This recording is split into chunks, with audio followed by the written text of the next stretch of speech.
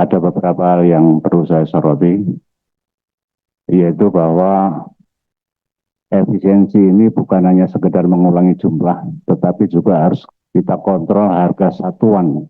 Itu yang tidak kalah pentingnya. Oleh karena itu, saya hanya menyoroti satu hal saja karena tidak mungkin secara detail, tetapi ini hanya sebagai contoh bahwa dalam rangka cetak sawah dan olah lahan, ini saya lihat harganya itu 36, sekian juta per hektar. Nah, ini tentu perlu dicermati ulang karena lahan yang akan dibuka ini rata-rata lahan sekunder. Tapi lahan sekunder ini juga tegakannya berbeda-beda, sehingga tentu harganya juga akan berbeda-beda. Sehingga itu yang perlu dicermati. Kemudian cetak sawah ini rata-rata di lahan basah. Namun saya perhatikan dasar yang digunakan hanya SID. Artinya bahwa Kementerian Pertanian menganggap lahan rawa ini tidak memiliki karakteristik yang kompleks. Padahal lahan gambut ini memiliki karakteristik yang sangat kompleks. Sehingga menurut hemat saya dengan pengalaman di lapangan, perlu ditingkatkan menggunakan DED, Detail Engineering Design. Karena di sana sudah secara detail berapa lebar parit yang akan dibuka, kedalaman berapa itu sudah jelas. Karena ketika menangani lahan rawa ini salah, ini akibatnya sangat fatal terkait dengan produktivitas jangka panjang. Kemudian saat sekarang ini sudah kita mulai modernisasi pertanian. Baik kita bagi alat prapanen maupun pasca panen, tetapi di lapangan juga belum bisa berjalan secara efektif karena jalan usaha taninya rata-rata hancur. Kemudian belum ada jembatan di saluran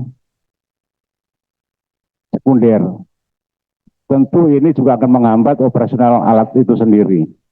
Nah, ini tentu dengan efisiensi ini perlu menentukan skala prioritas yang tepat sehingga tidak mengganggu produktivitas petani. Kemudian juga irigasi. Irigasi ini kemarin kami juga sudah menyampaikan proposal cukup banyak, tapi tindak lanjutnya kami juga belum tahu, supaya nanti Pak Menteri menjelaskan sesuai janji yang dulu akan dikawal ke Kementerian PU. Kemudian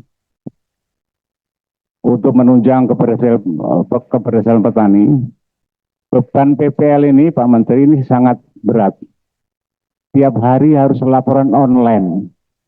Sementara PPL kita ini jumlahnya sudah semakin terbatas. 2 tahun ini yang pensiun sudah semakin banyak.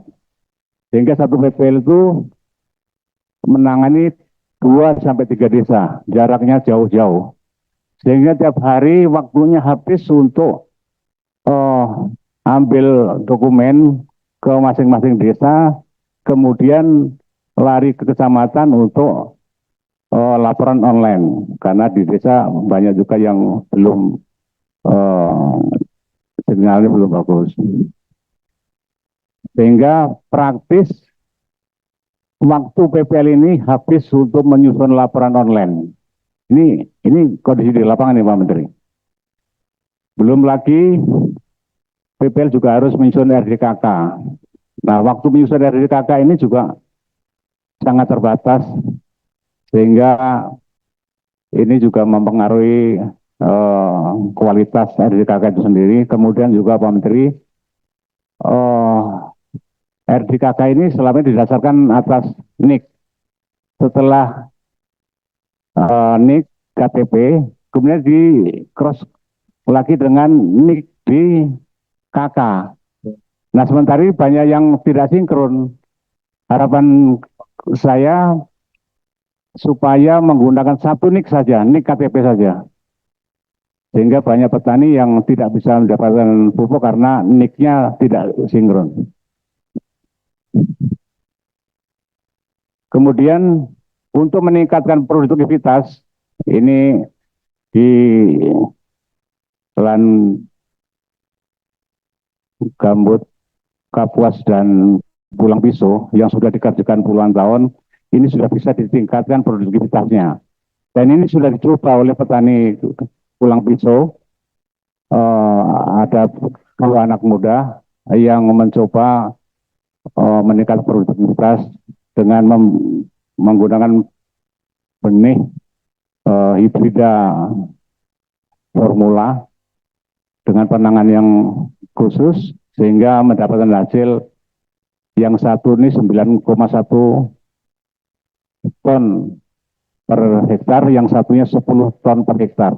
Nah, ini saya kira bisa dimanfaatkan untuk mengembangkan daerah yang lain karena kelas lahannya juga sama.